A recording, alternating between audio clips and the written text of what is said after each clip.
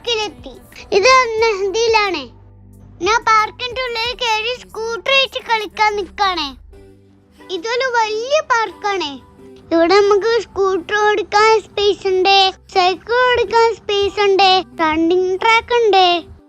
ഞാൻ വരുമ്പോ എന്റെ സ്കൂട്ടർ കൊണ്ടുവന്ന് ഞാൻ ഇതിട്ട് കുറെ കളിച്ച്.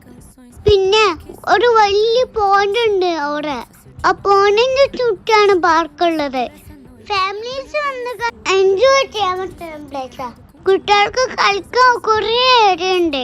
പിന്നെ മെയിനായിട്ട് ഒരു കാര്യം അറിയോ, ഇവർക്ക് ഫ്രീ എൻട്രി ആണ്. ഇത് ദുബായിലൊരു മസ്റ്റ് വിസിറ്റ് പ്ലേസ് ആണ്.